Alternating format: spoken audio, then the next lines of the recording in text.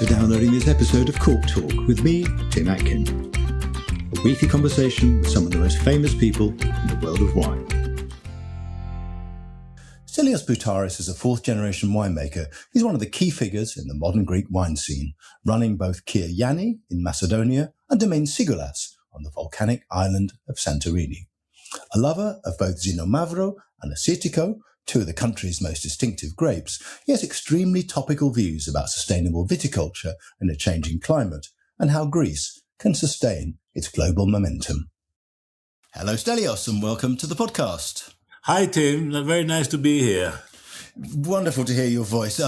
Where are you at the moment? Are you in Athens?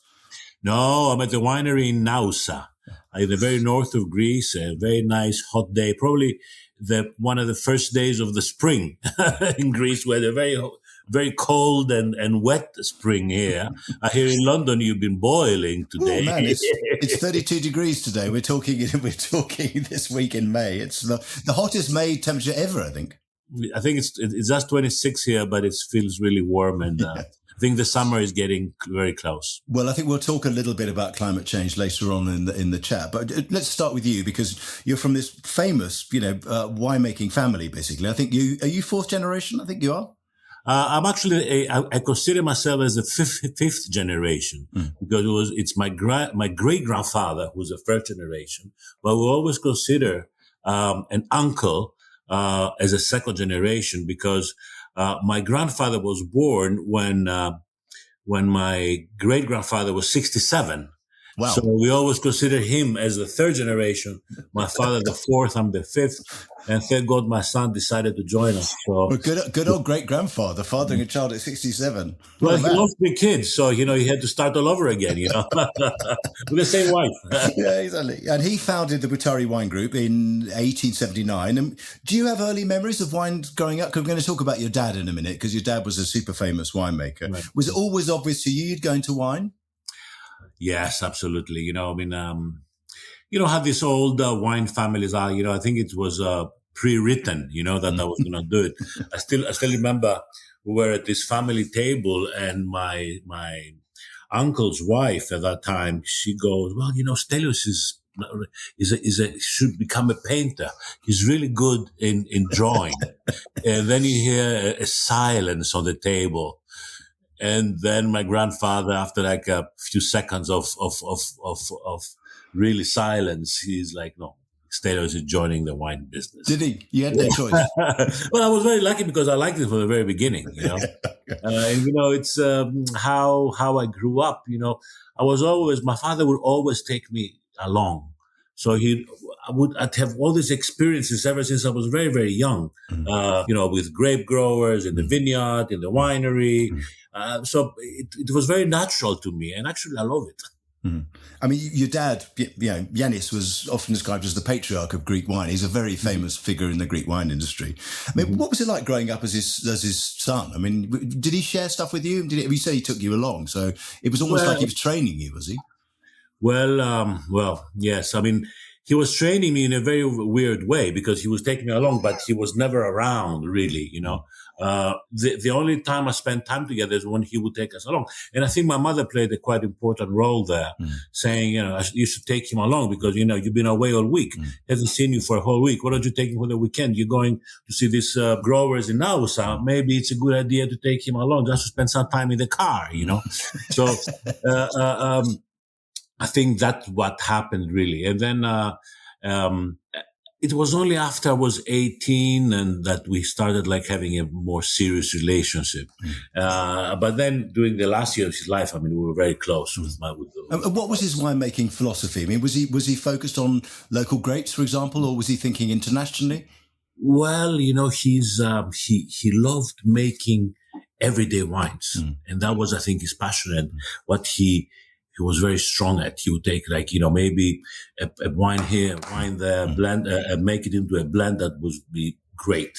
When I took over, I started focusing a little bit more on the premium single vineyard, more on Greek varieties, more on terroir, trying to make a wine that would go more on the premium side of the business. Interesting, yeah.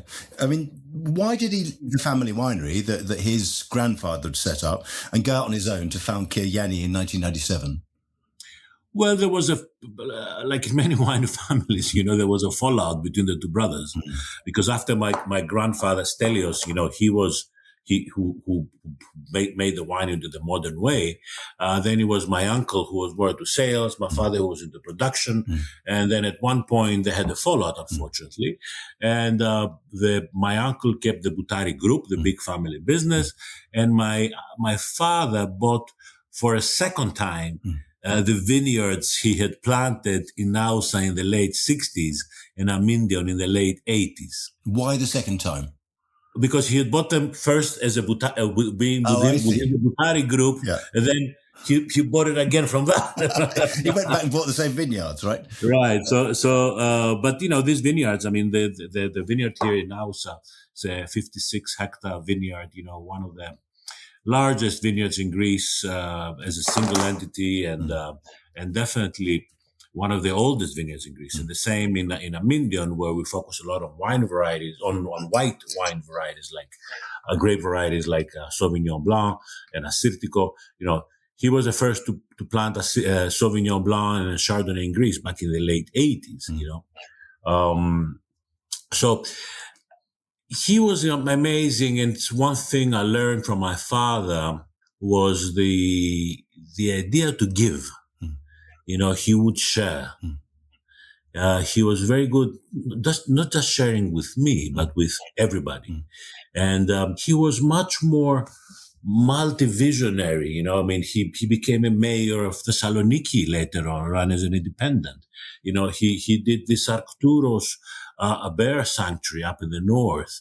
He had so many talents, and he got involved in so many different things. I'm very different. I'm 100% wine. You studied mathematics, economics, and business, didn't you? University in the States, then you went to the LSE, where I went as well, in London, and then INSEAD in France, big business school. I mean, do you think of yourself as a businessman first and a winemaker second?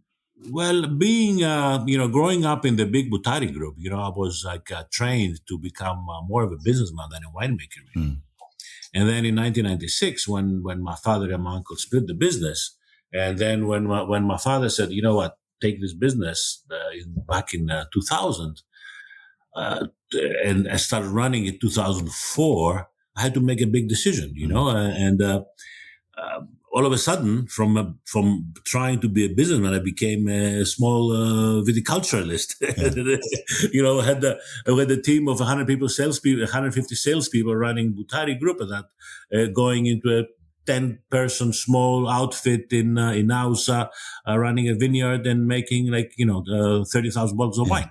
So it was an apocalypse for me, in a good way. Yeah, in a very good way, it's like my life finished, and then I put a restart button. Yeah, it's a new one. And I'm very lucky that I had this opportunity. I think not a lot of people had this opportunity. Well, because you'd been in the States, hadn't you? And you've been selling wine for Paterno Imports. Well, right? Yes, that's the experience I got. I studied mathematics and economics, but at a small university called Wesleyan in Connecticut. And it was more like what they call in America liberal arts. It's like you take a wide education, and this is what I liked and I needed. I did a minor in architecture. I studied a lot of history, with math. And then I went to LSE to do a master's. Well, the reason I went to LSE was mostly because a girl was there and I wanted to be in London. That's a good reason. Yeah, that's a serious reason, exactly. and then I had to, I studied mathematical economics. I'm going to do it so boring. So I decided to do something in order to stay there, to be in London. So I searched a little bit and I found out about the WSET. So I took my diploma back in '89, studying for the WSET, and this is actually where I learned wine. Ah, okay. So while you were at the LSE, yeah. And then I did my business degree at INSEAD. Then I worked in the States for a while. But it's really after 2004 that I consider myself as a winemaker. Because 2004, you basically took over Kir-Yanni, didn't you? Yeah, my father gave me the keys. Yeah, exactly. But you're completely self-taught as a winemaker? Well, I mean, your dad taught you obviously a bit, but I'm not an enologist by training, right? Yeah. Neither an agronomist. We have a very nice team of I always had a trained enologist next to me, my cellar master, and an agronomist. So we're always a team, you know. It's not like I did everything by myself. It was always a team effort. Yeah. I mean, do you think it means that because you're not a trained enologist, you look at wine in a less structured way? Does it enable you to make slightly braver decisions, do you think? Well, I would say that I look at it from the market point of view. And so I'm very much aware of what people want. I'm very much. I don't have to sell everything. I can focus on the high end. I can focus on 1 year of saying, you know, this is not the bad year. We're not going to bottle anything. And this has happened 3 times during my career. You know, didn't bottle anything 2014. Oh, really? Anything 2002. Because you know what? If the wine isn't good enough, I'm not going to risk it. You know, made nothing. No wine at all. Yeah. I mean, the wine business is a marathon. Yeah. You know, it's not, it's a business that takes forever. And my father always said that, you know, you plant a vineyard for your son or your daughter, you know. Yeah. So this is how we see it these days. Yeah. I mean, so your dad gave you the keys in 2004, and what did you change? You said you started focusing a bit more on terroir and individual parcels, was it?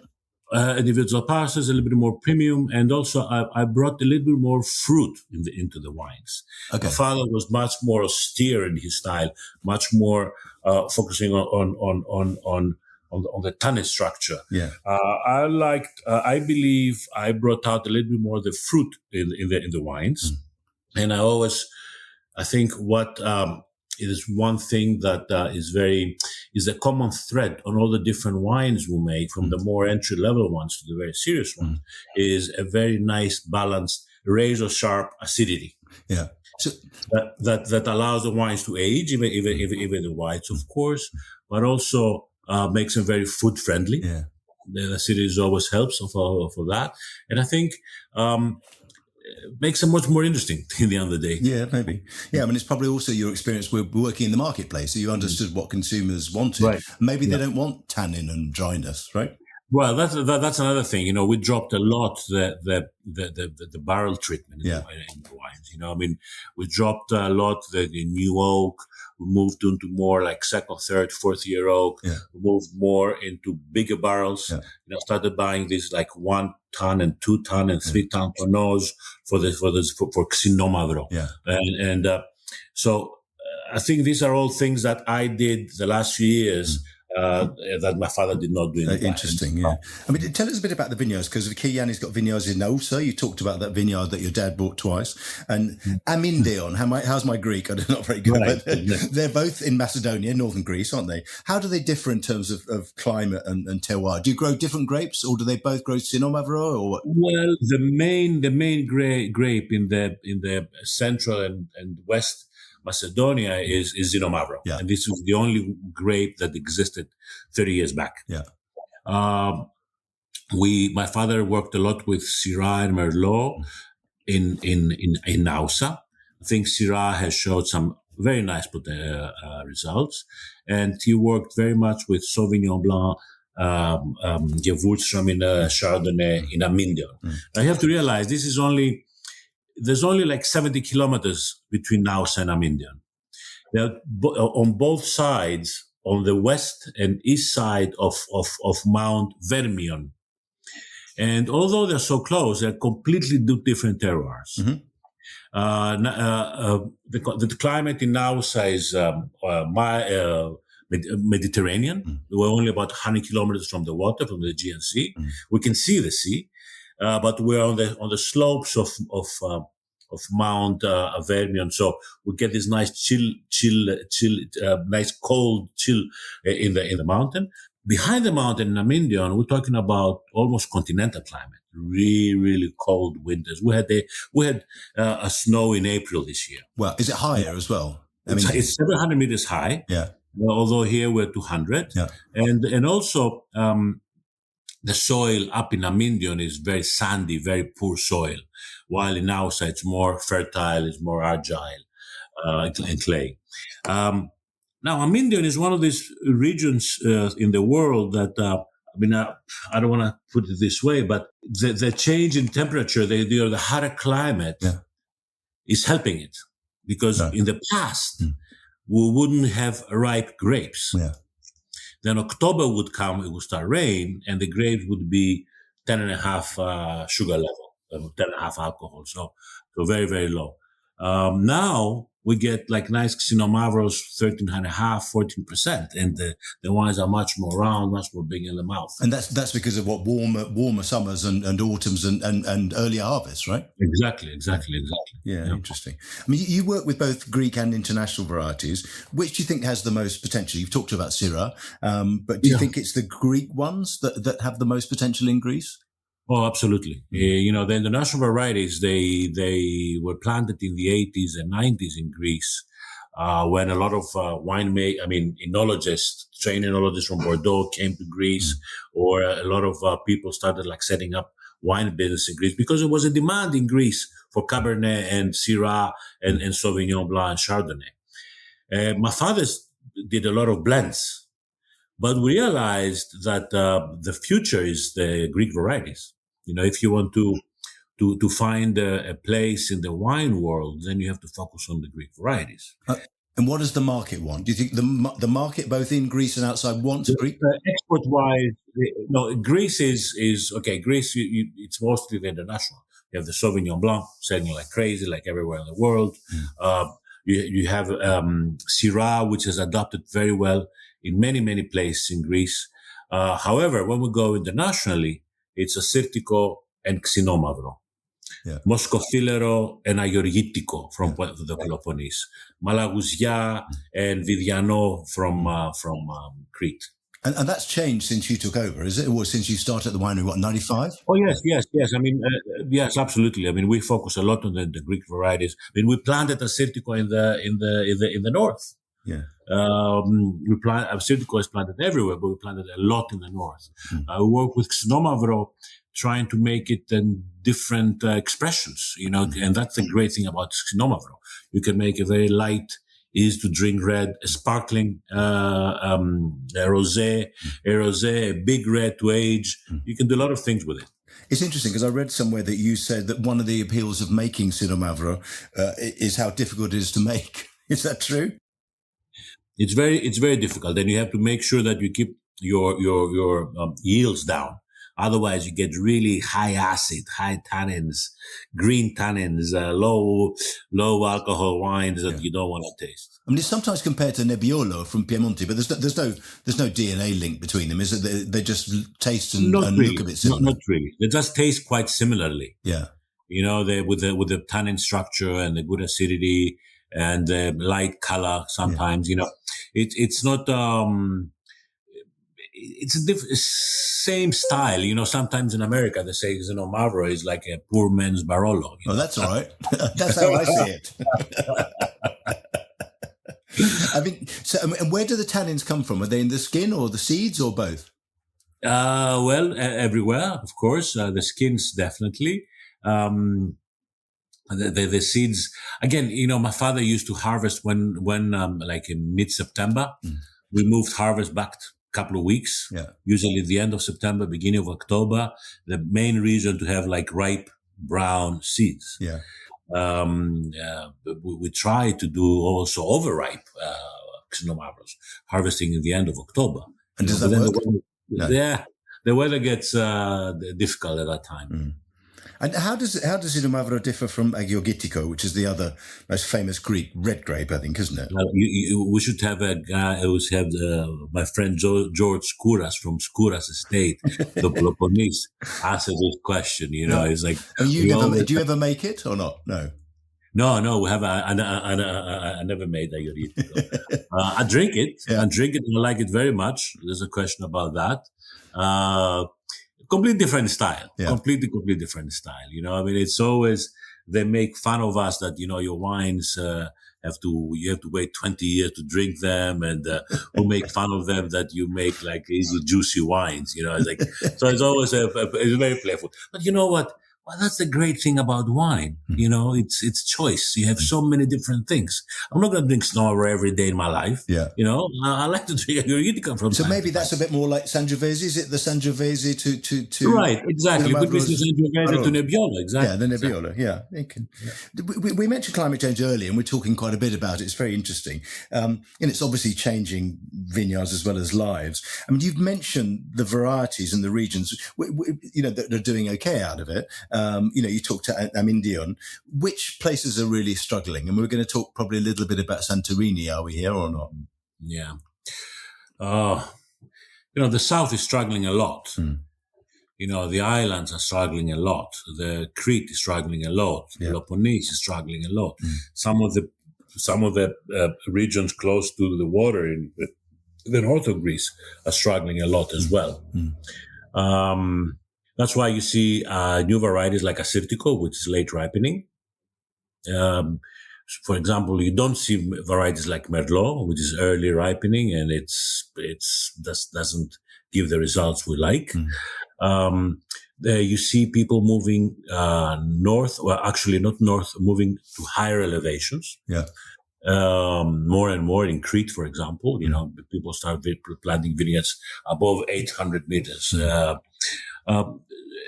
But there's no question that it's a big challenge these days. No, not just in Greece, everywhere in the world. Everywhere.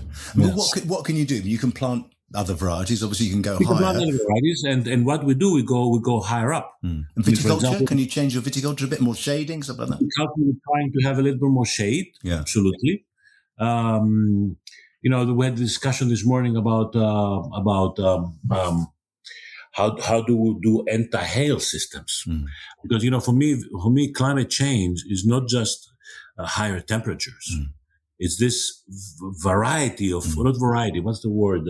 Variability, really, in a way. Variability in weather patterns that we're not used to. Yeah. You know, my father never remembered hail in Ausa. And we have hail almost every year. The last. How interesting, you know? We never had, last year was 24, was so hot during March, you know, and then it was wet in June.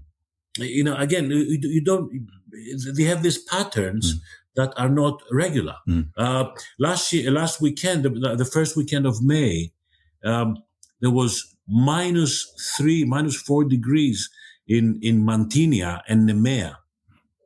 Mantinia and the Peloponnese. In May? In 1st of May. Wow. It completely burned the vineyards. So now we have a big problem with Assyrtiko in Nemea and Moscothilero in Mantinia. They're completely wiped out the vineyard this year. Yeah, I think it's this climate chaos people talk about. Climate chaos, you know, I mean, it's May. You know, usually May we go to the water in Greece. You're on a boat, right? When we talked about Santorini, in 2020, you returned to Santorini. I think it was 35 years, I don't remind you, but it was the first harvest there, to take on the role of CEO, Domaine Sigalas. Fantastic words. How did that come about? And is Paris Sigalas still involved with you? How did the whole thing come about? Yes, absolutely. Yeah, you know, I mean, it's as I was saying earlier, I had to do a checklist before I would join the business. So I had to do a harvest there. So I still remember now with Marcos Kafouras, the president of the local co-op. We were together a few days ago, and we're talking about how we both were, like, as kids, like, you know, working before harvest, taking the samples in order to decide when we're going to harvest or not. So then, 87, we did the harvest in 85, 86, 87 in our vineyard, 88, 89.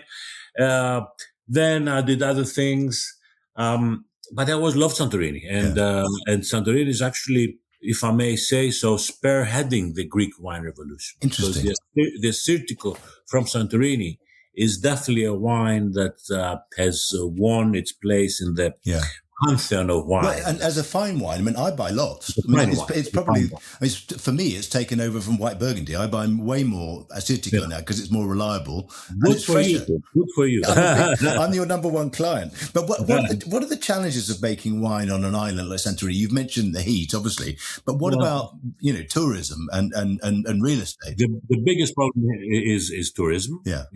There's not enough land. The second biggest problem is that you don't have hands to work. Yeah. Nobody's working the hands. Land is very expensive for us to buy. Yeah. So we rent as much as we can. And we use EU funding programs to replant because some of the vineyards there are dying, are completely dying. How old are they, some of them? 50, 60, 70 years old and just die because of the drought, climate change, lack of working the land. And lack of doing this natural replanting that they always did in Santorini. They would take, they would take a cutting, like a mougeron. Not a cutting. They would actually take the vine and plant replant it. It's called a mougeron in French. I don't know what it's called in English. It's called in Greece. It's called catavolada in Santorini. Yeah, and this would be a natural way to have always young vines in an old vineyard, you know, and they don't do that. So the problem with Santorini now, we don't have enough grapes. Yeah, I mean, you don't have the natural humidity you used to have in Santorini. It's much drier, basically. Yeah, much drier. Yeah. So it is a challenge. We're really trying to work now with. I mean, we plant new vines. It's going to take some time to show, and again, it's always a challenge because you have new vines. Yeah. So we're going to have maybe in the wine the complexity that you would like. It might change the character in a way. It might change the character. Well. Yeah. The character will not change. It's just going to be younger a bit in the beginning, but then eventually would be the same good old Santorini, you know. Yeah.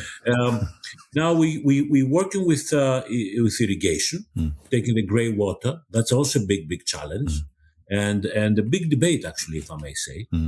On the other hand, without water, you know, everything will die. This is like wastewater, is it?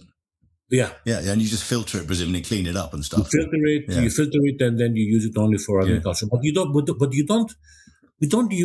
water now. You water in the winter because the winter is very dry. Yeah. So you got lots of water in the ground, really. Well, yeah, exactly. Because the soils are volcanic. You're on a volcano. It's all limestone soils, and it's like a sponge, absorbs all the. I mean, the Assyrtiko, you said this, you're spearheading the Greek wine revolution. I agree with you. You know, you could even find it in South Africa now. People are growing it in South Africa. They're going to be all over the world. I'm sure it's in Australia and California and stuff. And you also now grow it in Macedonia, don't you, at Kir-Yanni? What makes it special as a grape? You know, you said it's late picked, isn't it? Late ripening? It's later picked, later ripening. It's actually very susceptible to disease, which is also very important. If it can give fair quantities, also very important for growers. Yeah. But, you know, we work with a lot of growers. In Greece, nobody sells land. It's very difficult to buy land in Greece. So you always have to work with local producers. And actually, this is something that I took from my father. It's always good to work with other people, you know, make the pie grow bigger and bigger. Make sure that everybody takes a little a piece of the pie. So we have a lot of growers that are planting Assyrtiko and they're very happy with the results. And also, there's a market for it. Yeah. I mean, how can you plant more on Santorini? You'd have to buy land, wouldn't you, to do it? You have to buy land. So land in everybody's selling land for tourist purposes. Yeah. So financially, it's very difficult. So what we try to do is go out and rent land. Okay. Yeah. Rent for 15 years so we can plant it on our own cost and work on it. Yeah. That makes sense, doesn't it? Tell me about another project you have. I saw this online called Scapaderas Frere. It's a sparkling wine, isn't it? Tell us a bit more about that. Well, that's also an Amindion project. Yeah. You know, Amindion is known for its sparkling. It's the only DOC, the only PDO region for sparkling rosé in Greece. Yeah. So we decided to make it into a traditional method. And this Scaperda's frère, it's the brothers Scaperda are my uncles from It's my mother's. Scaperdas, is it? Okay. Scaperdas, yeah. And the brothers from my mother's side who left Greece very poor and went to Paris and made a fortune there. And they would always go and buy their champagne. They go to Reims and buy the champagne. So that's back in the 20s. So we decided to make a sparkling method wine, a white and a rosé. The wines are fabulous, really fabulous. Amindion is one of those regions that is great for sparkling. And it's made from Xinomavro, is it? Yeah? 100% Xinomavro. Fantastic. So it's a good sparkling wine grape as well. You've talked about how Absolutely. Yeah. It makes a bit of everything. I want to talk to you a bit more about with this transformation of Greek wine over the last decade. It's been remarkable to see it. But what finally unlocked the moment, the momentum internationally, do you think? Well, I dare to say the crisis. Really? if Economic you look crisis. Back, right. Yeah. If you go back in the 90s, before the 90s, there were like 20 companies in Greece. Then in the 90s, we had all these young guys started in Montpellier or Bordeaux, and they're coming. There's a lot of EU money there. And all of a sudden, you have the first wine revolution in Greece, I would say. International varieties, crispy whites, bigger reds. Actually, the white's always better in Greece because, we always say that, you make a great white in the winery, you make a great wine in the vineyard. So there was always like a lack of good old vineyards in Greece for red varieties. But then you have the Olympics, everything is great in Greece. And then the crisis hit us. And this actually showed the resilience of the Greek winemakers, how quickly we sat down together, we worked on a strategic plan, we built the same storytelling and started traveling. You worked together, together. And we're talking about the same things. And actually, I think I was part of that, and I'm very proud of it because it is something that we still have it now. Now, you have a third wave of the vigneron, viticulteur producteur. You have the guy who his father had 10 hectares and would give the grapes to the local co-op. Now this kid has studied a little bit, has traveled a little bit, and all of a sudden says, like, you know what? I'll make 100 tons. I'm not going to give everything to the co-op. I will give 30 to the co-op. I will give 50 to the local big winery here, but I will make some wine for myself and sell it locally, all to my friends in Athens. This has given a plurality. It has given a new wave of wines and different styles and a lot of fun, actually, in the Greek industry. Well, I think it's filtered through to the consumer, isn't it? We've moved past Retsina and the cheap white wines that you drink when you're on holiday and you get drunk. It's... No, if you go to Athens, the Athens wine scene, the Athens wine bar scene today is really top notch, It's interesting. I think since June 25, you've been president of the Greek Wine Federation. What's the single most urgent issue facing Greece? Greek wine? Is it climate change, do you think, or is it something else? Well, climate change is there, but, there's only some things you can do long term there, For us, the most important thing is, getting, again, what we did back in 2010, getting all the winemakers together, making sure we have a consensus there and a strong togetherness. And the second is trying to make the laws, the wine laws that have been there since the 60s and have not changed, try to make them a little bit more par with today's needs. So what would you change? For example, you cannot put screw top on a PDO wine. Yeah. So you have a nice Robola, or a nice Muscat of Samos. Yeah. And you have to put a screw. You have to put a cork. Why not a screw cap? Yeah. Why is it so difficult? Yeah. We don't have a moving bottling facility. You're not allowed. Why you have to bottle your own wine. You have to bottle your own wine, right? And this is it's not only expensive, it's usually it's problematic because not a lot of wineries can have a serious bottling facility with serious bottler people that know how to work the bottling facility. It's expensive, right? Yeah. It's very expensive. So those are part of going forward, really, getting rid of some of those laws. I gave you two very yields, for example. I mean, again, it's something that we can talk about. So many different things. Yeah, and for example, in a Mindon, to give you an example, the PDO, it needs 18 grams of sugar. But we like to make dry, more sec sparkling wine. Yeah, I mean, 18 grams is a lot. I mean, that's over brut. We're out, I mean, with Caperdas, it's a non-vintage and it's a table wine because we don't want 18, we want 8 or 10. So how do you make a sparkling wine with a lower dosage? Can you do that legally? Yes, you can, but you just cannot put the appellation. Oh, right. Okay. Yeah, you just lose the appellation. Yeah. And this cooperation you're talking about, that's a big part of the future as well, isn't it? I think Greece has something of what Australia had in the 80s, really. Everybody working together to promote the country as a brand, right? Well, we're not very famous on working together, but I think we wine people, we have managed in the past, we're going to do it again. Yeah. Because we have so many common problems. The Greek wine industry is quite small. However, we're a big ambassador for our country when we go overseas. Your son, Yannis, is now working alongside you. I think he's at Domaine Sigalas, so he's on Santorini with you. What advice have you given to him? And if you've shared advice with him that your dad shared with you or different stuff? Well, I'm very happy about it. Foremost because when he was, after finishing school and he was like studying and everything, I would tell him, why don't you go into banking, go into consulting, do something, go into shipping. A lot of Greek kids go into shipping in Greece. And, he did say stage here, stage there. He was looking around with his friends and everything. And one day he's like, Dad, I'm going to join the business. It was his decision. Great. And Tim, I'm very happy about it. So has he trained as a winemaker or did he go down the business route like you?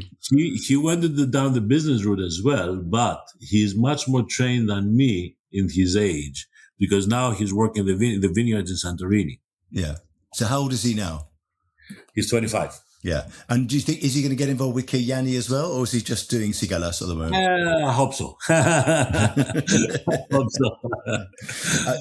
A last question for you is how you get away from wine, because you could have become a painter or a drawer. You said, you told your grandfather, and he said, no, silence. I don't get away from wine. Are you still sketching and drawing? I still do a lot. Yeah, I still do a lot. No, not drawing. No, I sketch a lot. Is that your main form of relaxation? Absolutely. Yeah. You keep fit, though. I mean, skiing, basketball, stuff like that? My legs are not holding up with me with basketball anymore, but I do a little walking. Walking, okay. Listen, when you're off to Seville tomorrow, aren't you? Absolutely. I've never been to Seville, and I'm really looking forward to that. Oh, it's a beautiful place. You just walking around the centre of Seville is just one of the great experiences. I hope it's not too hot, but you'll be used to that as a Greek. And it's going to be a lot of wine. And I know there's going to be a lot of wine because there's going to be a big group of people that are going to be going to quite a lot of wineries are here. Make sure you drink lots of sherry. Thanks, absolutely. It's been great talking to you. I mean, lovely to see you, and I'll see you soon. Thank you, Tim. Thank you. So great to learn more from Stellios about Xinomavro and Assyrtiko, which really are wonderful varieties. Next week on Cork Talk, my guest is the wine writer and poet Harry Ayres. Join me then. Thanks for listening to Cork Talk. If you want to read more reports, articles and tasting notes by me, go to my website, timatkin.com. You can also follow me on Twitter @timatkin and on Instagram @timatkinmw. See you next week.